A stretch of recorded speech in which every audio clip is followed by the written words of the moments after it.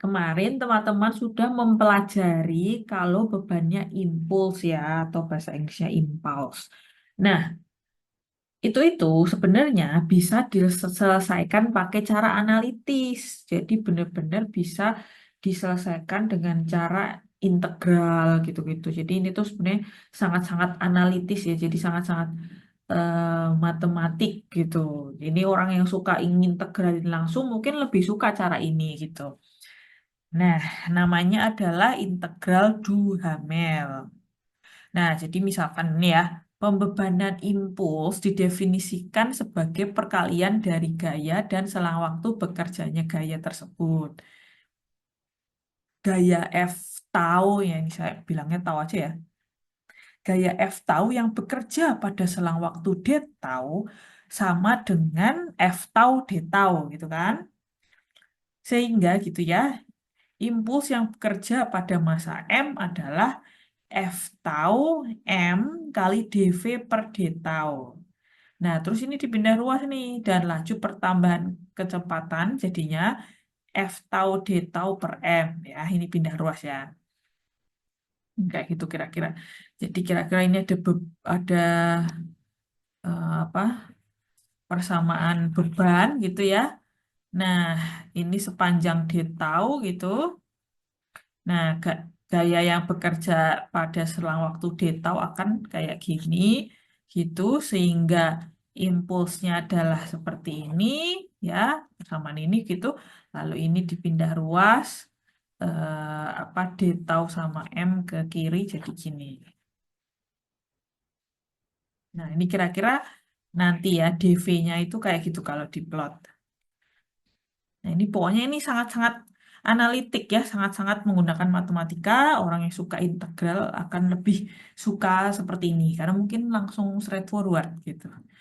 Menggunakan solusi dari gerak bebas dengan U0 sama dengan 0, dan V0 sebagai laju pertambahan kecepatan pada waktu tau, didapat dy sama dengan F tau D tau per M omega sin T minus tau, yaitu pertambahan peralihan pada waktu tau berikutnya. Ini kayak delta peralihan gitu kan. Perpindahan total pada waktu T akibat serangkaian gaya F tau didapat dari integrasi pertambahan peralihan DYT dari T sama dengan 0 sampai T gitu. Nah, sehingga ini peralihan ya, ini V0 cos omega T itu loh. Salah, U0 cos omega T plus V0 per omega sin omega T itu kan. Nah, ini nih, ini tadi adalah apa? Duhamelnya. Itu adalah integral Duhamel. Bentuk integrasi di atas dikenal dengan nama integral Duhamel. Dua suku pertama di ruas kanan merupakan pengaruh dari kondisi awal ya. Ini kan kondisi awal ya ini ya, gitu. Kan ini delta peralihan tadi ya. Ini kan delta peralihan. Nah, jadi misalkan kita punya kemarin kasus pertama bebannya kan fungsinya cuma F0 gitu kan. Nah, si F0 tuh masukin ke fungsi beban. Nah, ini fungsi beban ini ya, masukin ke sini gitu. Jadilah ini integral Duhamelnya. Kayak lagi suku pertama nggak ada karena diketahui peralihan awal sama kecepatan awalnya nggak ada. Nah, habis itu kita langsung integralin aja ini. Sin diintegralin jadi cos gitu kan. Habis diintegralin, dimasukin si angkanya. Jadi benar-benar kayak integral itu kan. Kalian masukin angka integralnya dari 0 sampai T gitu. Nah, inilah jawabannya. Gitu. Terus, kalau bebannya segitiga, kemarin di slide kemarin ya ini bebannya kayak gini terus sudah dicarikan persamaan bebannya gitu.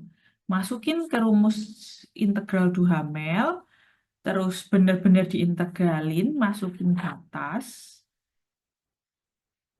terus habis itu didapatkan seperti ini.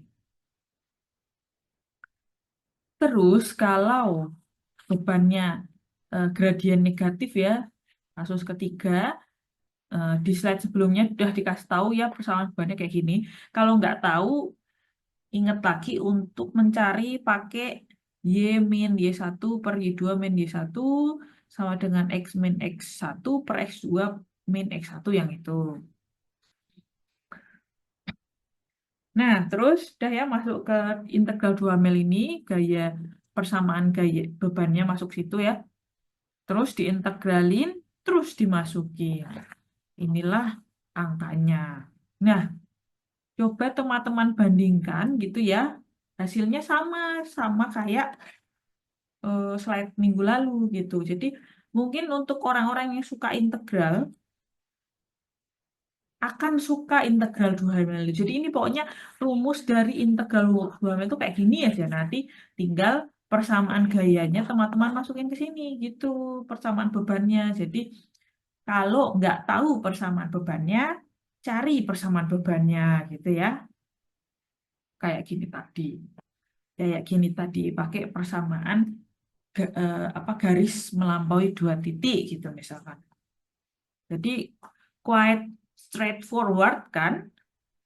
Ya itu jadi kayak cepet, ringkas, apa simple langsung dapet gitu mungkin ya. Mungkin untuk orang yang suka matematika lebih suka kayak gitu. Nah, untuk yang teredam analog dengan persamaan sebelumnya, nah jadi integral 2 melnya jangan pakai yang tanpa redaman ya. Jadi ini adalah kalau tanpa redaman ini adalah apa namanya pertambahan peralihan delta y kan dy itu delta y gitu kan. Ini pertambahan peralihannya seperti ini kalau nggak ada redaman. Coba buka lagi slide minggu lalu itu nggak ada redaman semuanya memang gitu. Nah, gimana sih kalau misalkan ada redaman? Nah, integral 2 melnya nggak bisa pakai yang tadi ya, ini. Nah, sekarang tuh kita pakainya ini integral 2 melnya ini dy-nya sih, ini delta y-nya. Di mana dy adalah perubahan peralihan pada saat t sama dengan tau dalam selang singkat d tau. Maka peralihan pada saat t adalah, nah inilah integral 2 melnya nih. Untuk yang untuk yang sistem teredam.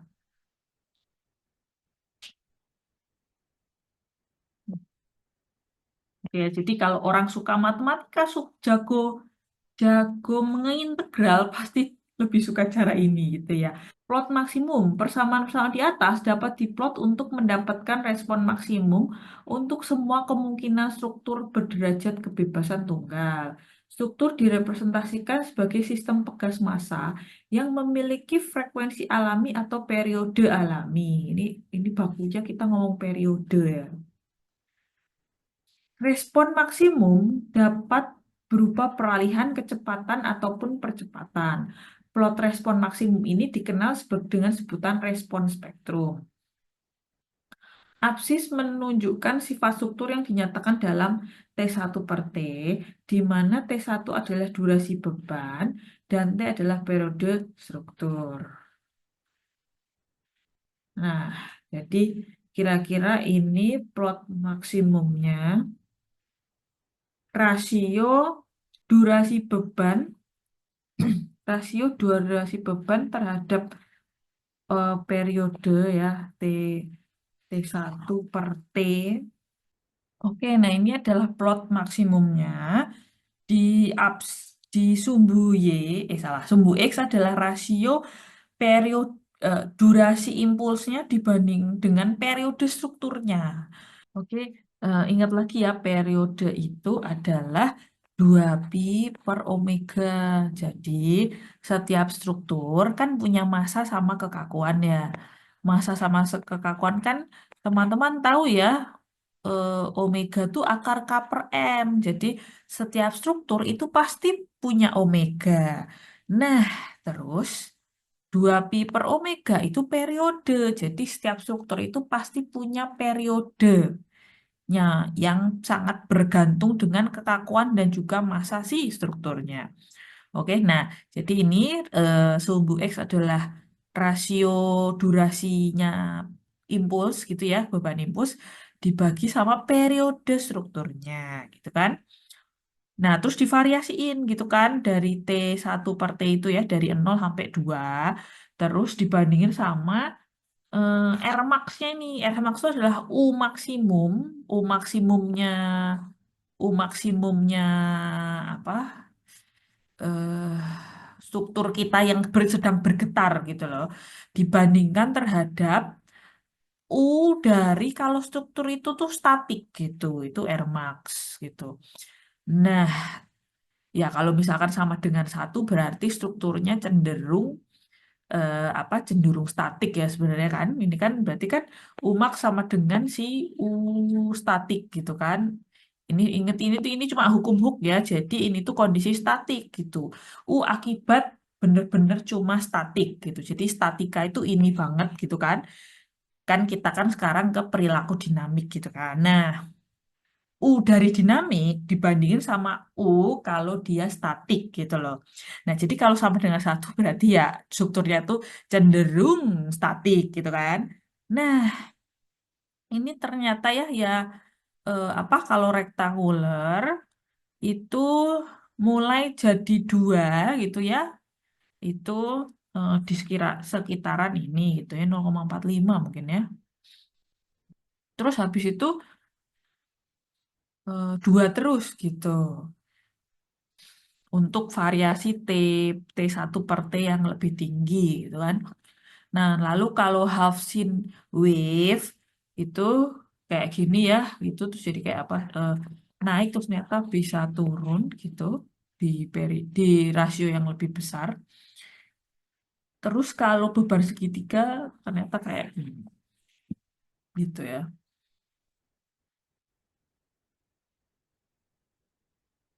Dynamic magnification factor.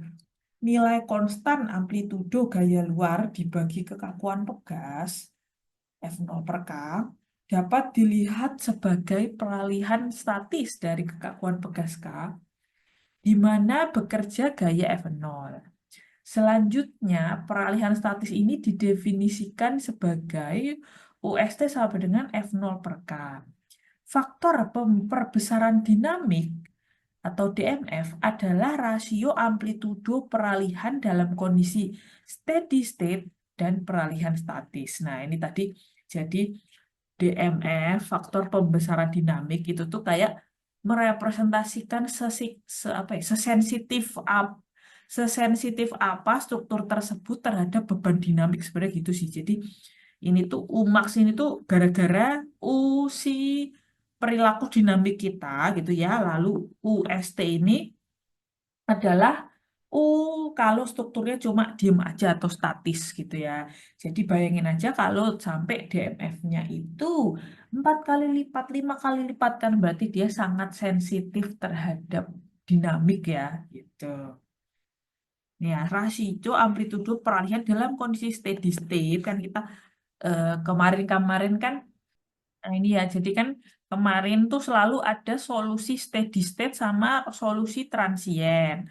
Nah, steady state itu selalu kayak apa ya, udah representatif dan praktis dan cepet gitu. Nah, biasanya kita itu pakai solusi steady state aja udah cukup gitu. Makanya eh, apa banyak dipakai juga. Jadi udahlah solusi steady state-nya aja sini gitu ya. Gitu karena dianggap transien itu ya nggak terlalu signifikan lah cincai gitu. Gitu ceritanya ya. Nah, oke, nah itulah eh, solusi dari steady state yang kita punya tadi tuh, yang maksimumnya berapa, dibandingkan dengan kalau dia berperilaku statik saja gitu ya. Pada sistem yang bergerak paksa tanpa redaman, DMF itu 1/1 - R, itu tanpa redaman ya. Nah, sedangkan kalau dengan redaman itu 1/akar 1 - R² dikuadratkan ditambah 2 psi R². Nah, ini kalau DM untuk berbagai nilai R ya, untuk berbagai nilai R itu apa di kita mencoba ingin melihat DMF-nya gimana. Oke ya, jadi R itu adalah perbandingan, ingat lagi ya ini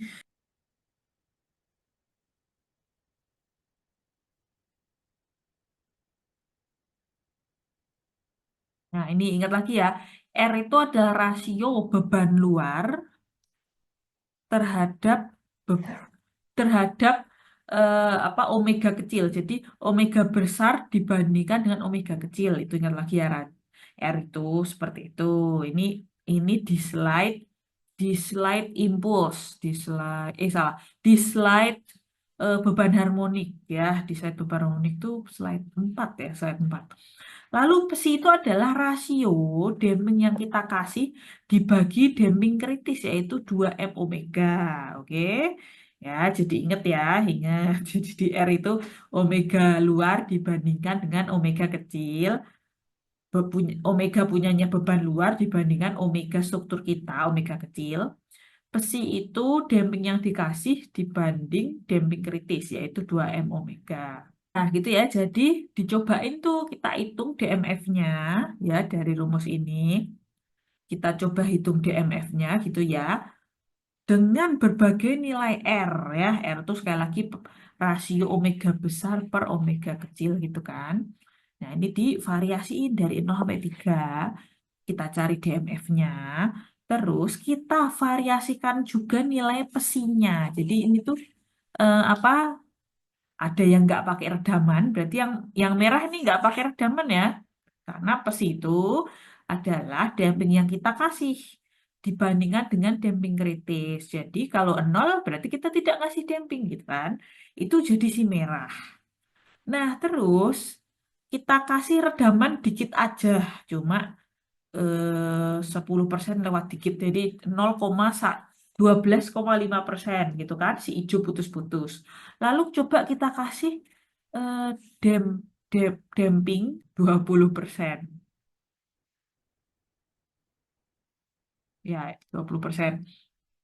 Lalu kita kasih juga damping 70% sama damping 100% ini ya. Nih, sama damping kalau berlebihan. Ini berarti 400% ya. Gitu.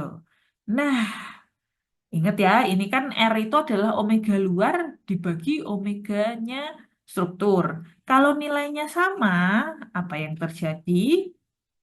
Dia resonansi. Nah, resonansi itu adalah kondisi yang tidak kita sukai gitu ya. eh ini terrepresentasikan nih di grafik ini. Jadi, kalau resonansi terjadi, DMF yang merah ini ya, yang merah tegas, garis tegas, ini amplification-nya, pembesarannya itu sampai tak terhingga, ini sampai nggak kelihatan ini, sama kita nggak tahu dia apa, dia bakal berpotongan atau enggak aja kita nggak tahu gitu. Jadi sebahaya itu resonansi teman-teman.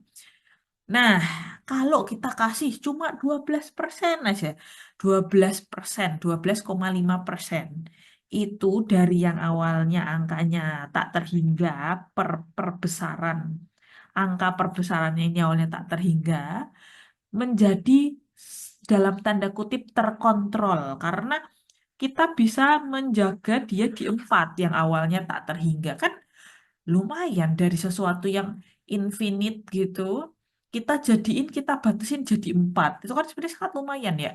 Gitu. Jadi apa? Kita kan kalau mau bilang lumayan apa enggak kan ngelihat efeknya, ngelihat deltanya gitu-gitu kan. Ini lumayan nih dari tak terhingga jadi 4 kan gitu. Ya, padahal cuma ngasih 12,5%. Yang sekali lagi angka 12,5% itu sangat nggak terlalu gede.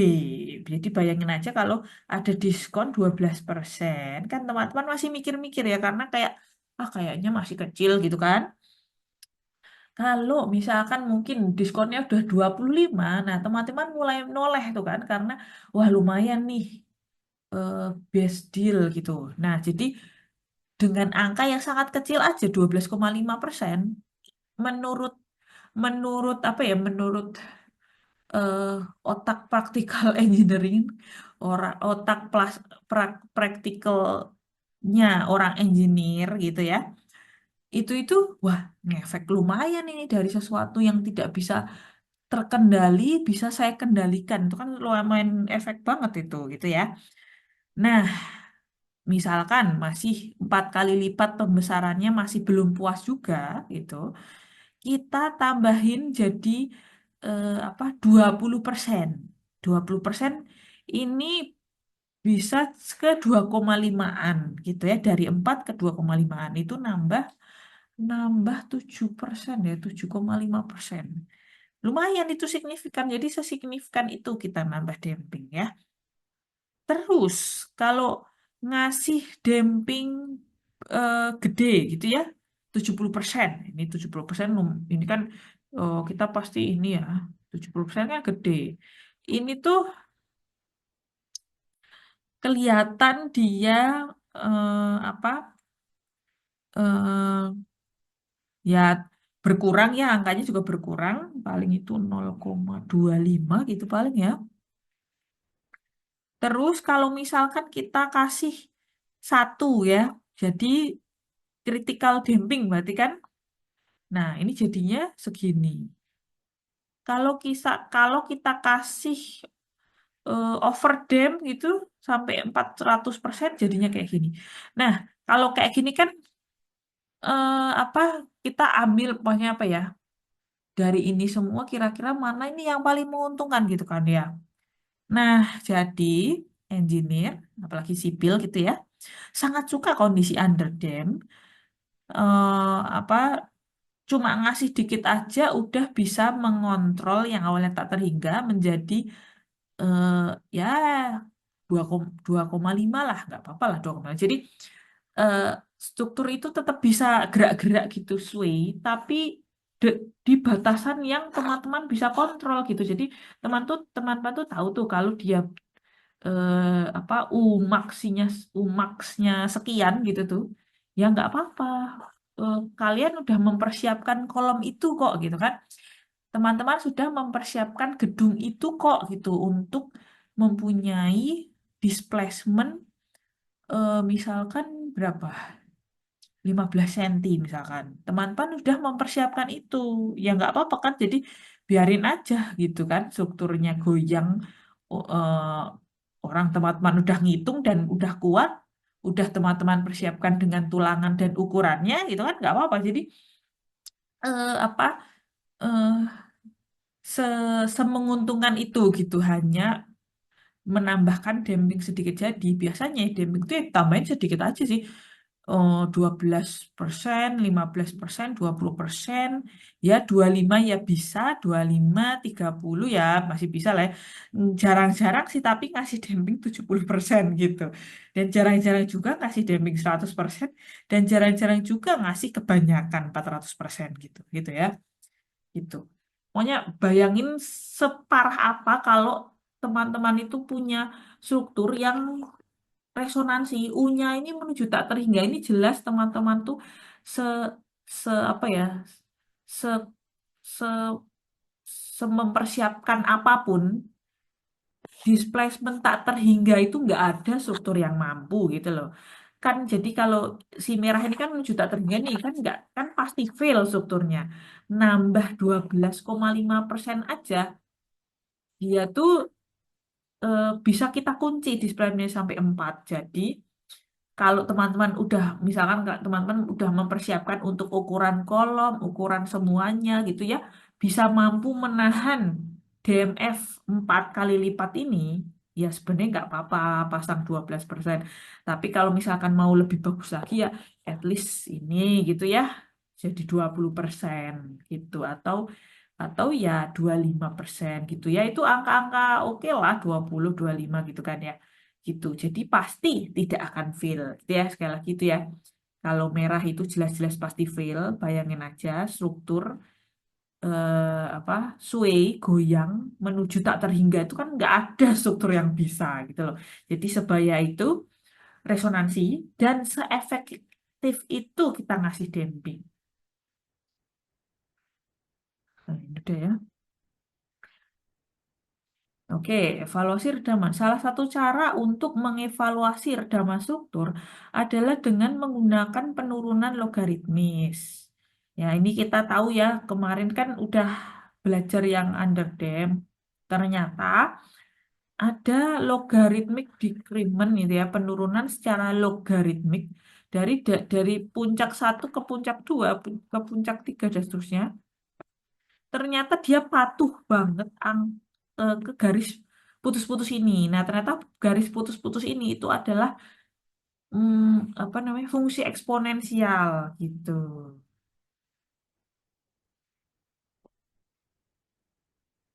Analisis dimulai dengan mengambil dua buah puncak yang berdampingan. Amplitudo terjadi pada saat T sama dengan T1, dan amplitudo berikutnya terjadi pada T sama dengan T2 sama dengan T1 plus T. UT1 sama dengan R eksponensial minus psi omega T1.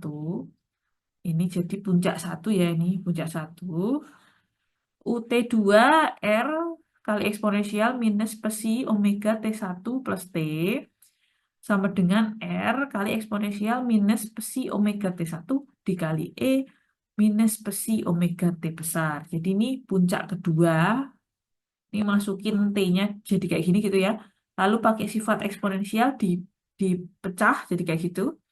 Nah, jadi apa perbandingan penurunannya bisa kita dapatkan kayak gini.